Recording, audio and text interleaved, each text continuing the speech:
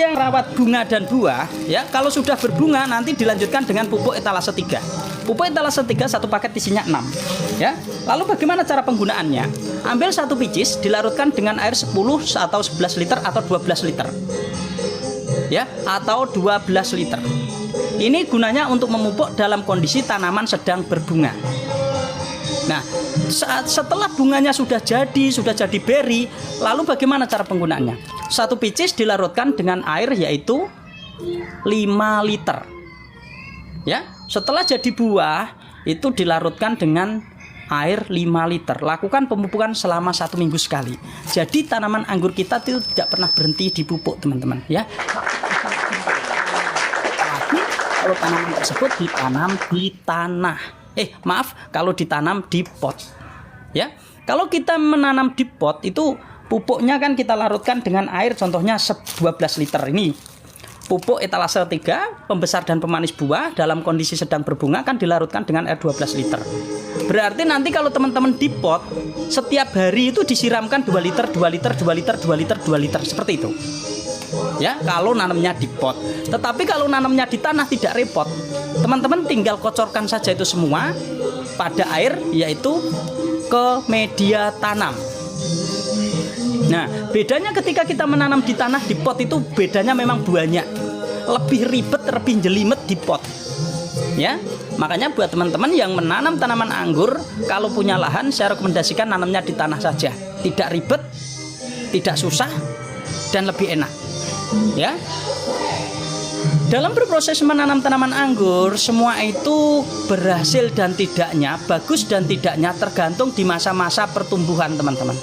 Ya, di masa-masa pertumbuhan ini penting. Banyak teman-teman yang terlalu fokus dengan pembuahan sehingga lupa masa pertumbuhan. Ya, jadi kalau kita baru bernanam anggur, apa sih yang harus dipikirkan? Yang dipikirkan adalah masa pertumbuhan supaya pertumbuhannya bagus, percabangannya itu terbentuk sehingga ketika teman-teman membuahkan itu lebih mudah.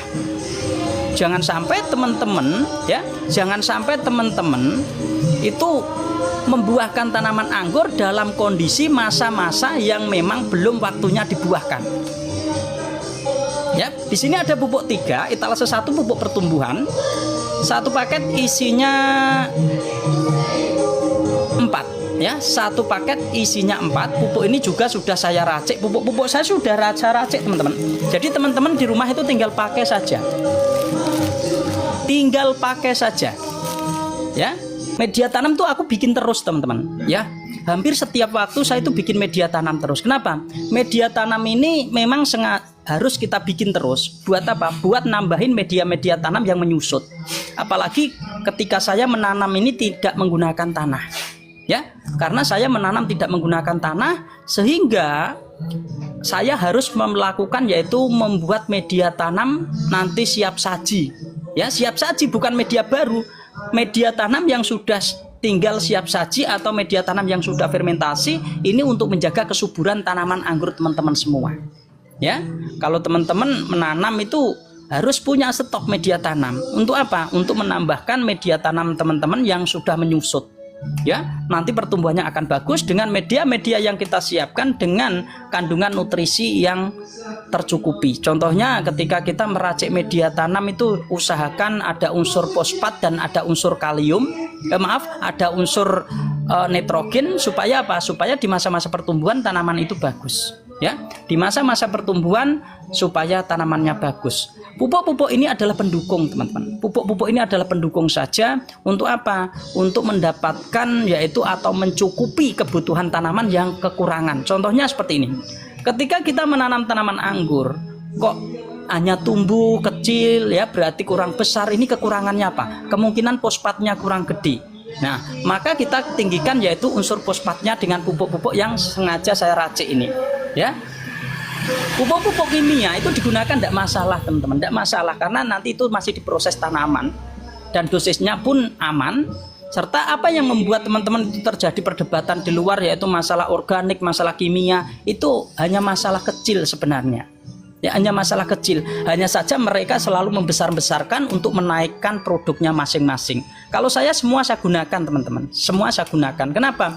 Karena memang tanaman itu kadang-kadang juga membutuhkan sesuatu yang cepat untuk mencukupi kekurangan yang ketinggalan. Contohnya ketika kita seperti sakit gitu ya, seperti sakit, teman-teman masuk ke rumah sakit pasti kena infus kan?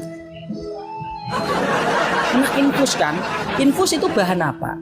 Itu kan bahan sama aja, nanti diproses ini seperti itu. Nah, kalau teman-teman ke rumah sakit nanti terus tidak diinfus, terus teman-teman nanti hanya di rumah sakit terus diminumin jamu, digeprekin, ya nggak sembuh-sembuh. Begitu pula tanaman, teman-teman. Tanaman itu juga membutuhkan doping yang cepat untuk mencukupi kebutuhan supaya dia itu pertumbuhannya lebih bagus.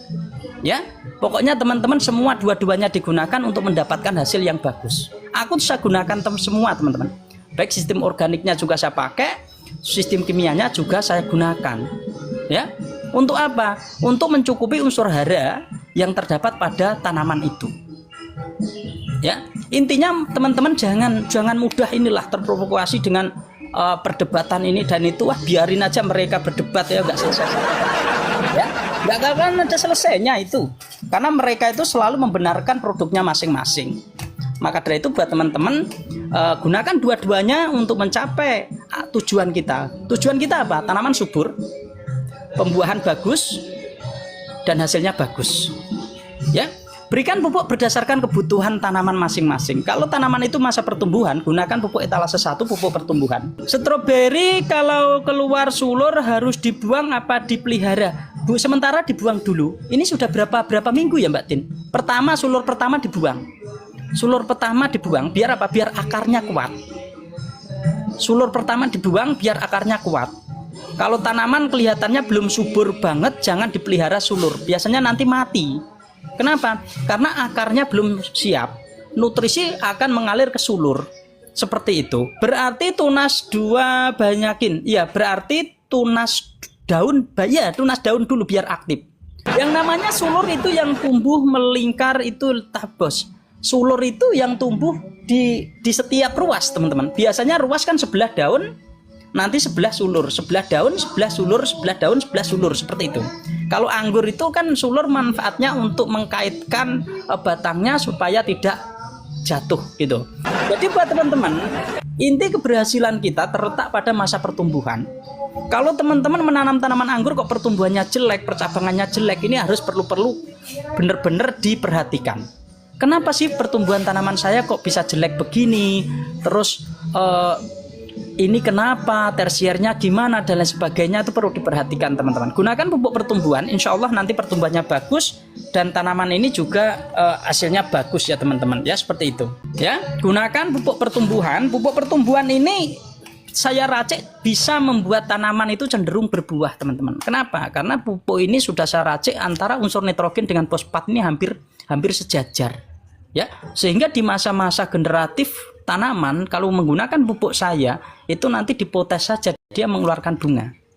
Dipotes saja mengeluarkan bunga. Banyak sekali yang sudah menggunakan pupuk pertumbuhan saya sehingga hasilnya apa? Hasilnya tanaman itu lebih cepat untuk berbunga.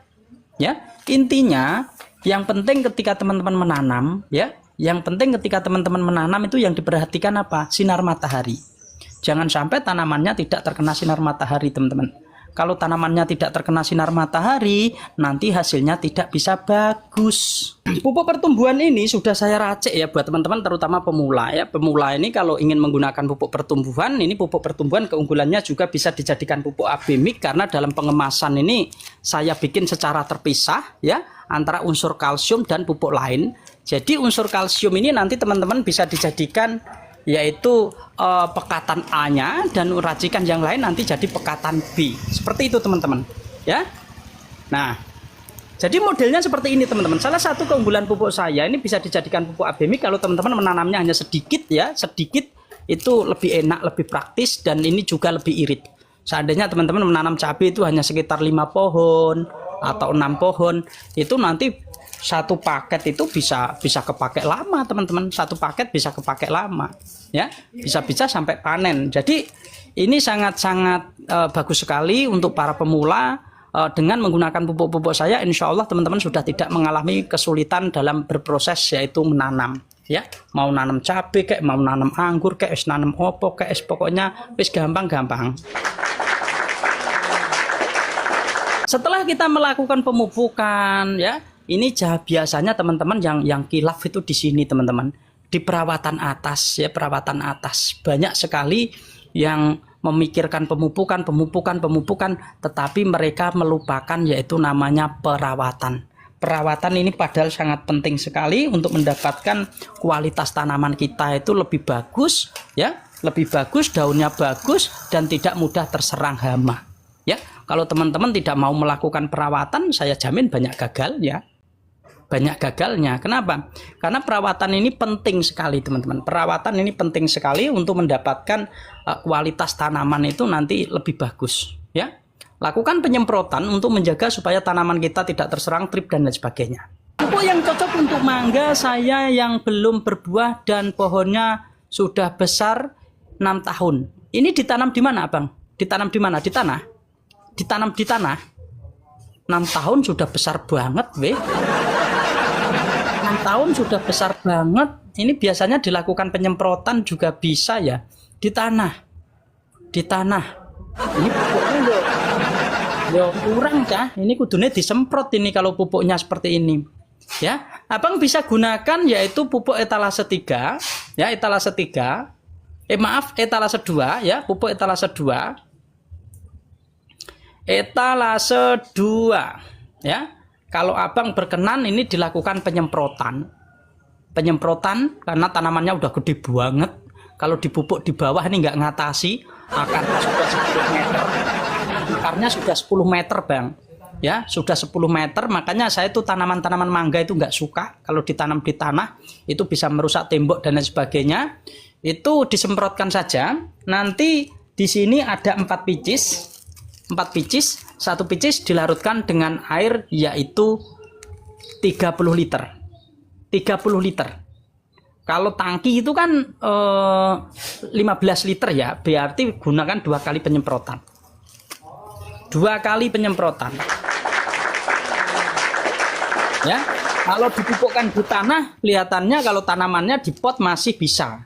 Tetapi kalau di tanah, ini sudah nggak ngejar. Karena apa? Karena akarnya sudah 10 meter dari batang. Ya, akarnya sudah 10 meter dari batang.